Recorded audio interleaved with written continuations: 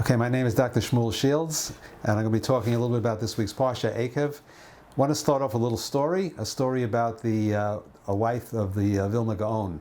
They tell that she was out collecting tzedakah with a friend of hers, and the two of them were looking for a certain house, and they were having a little trouble locating the house they were supposed to go to, and they saw a woman in the street, and they went over and said, we're looking for a certain house. And the woman went like this.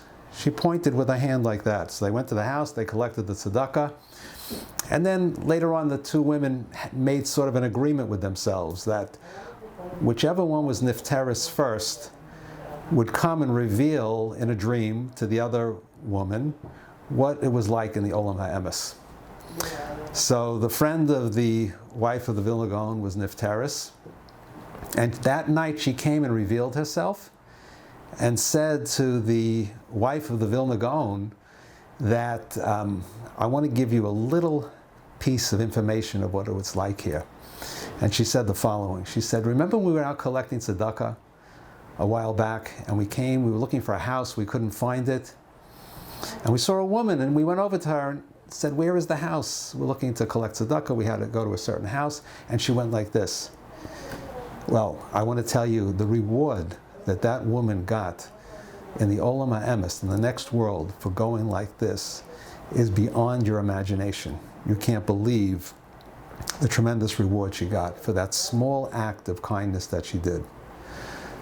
So, our Parsha, Eikev, also starts off the very first pasuk with a medrash interpretation from Rashi, a midrashic interpretation.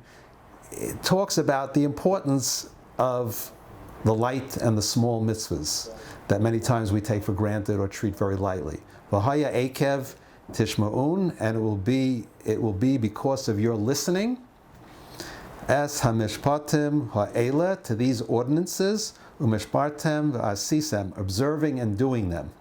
What are we talking about? So Rashi focuses on the word Eikev, which means heal. And the medrash is that there are these mitzvahs that we're talking about here, these ordinances, are ones that we tend to treat lightly, that we may neglect, that we may step on, that we may not care too much about. But Hashem, the Torah promises us that if we do them, Hashem will safeguard for us His covenant and His kindness for doing these light mitzvahs. So we see the importance of small things, of doing light mitzvahs. We know there's a mitzvah in the Torah, shluach hakan, sending away the mother bird. It's a very easy mitzvah, it's a very light mitzvah, not hard to do. And the Torah promises us the reward of long life for such a simple mitzvah. So since we know that the Torah is not a history book, but we're supposed to take the learning from the Torah, and it's supposed to transform our lives.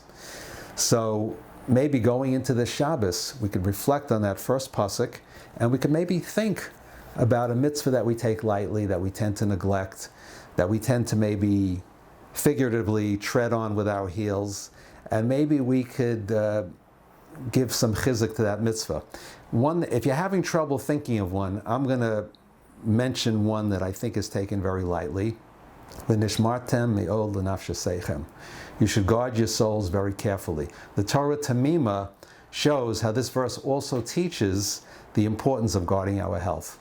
And unfortunately, in today's world, it's a mitzvah that has become very light, and we trample on it. And when we think about it, it's really a very important mitzvah, because without our health, we can't do the bigger mitzvahs and the more important ones that we always want to do. So the Rambam tells us that most illnesses are due to overeating and eating bad foods. So maybe going into Shabbos, we could scale back a little bit. Maybe we could eat a little bit less. Maybe we can plan a healthier cholent. And of course, when we stop by at the grab and go Kiddush, maybe we can grab a little less. Have a great Shabbos.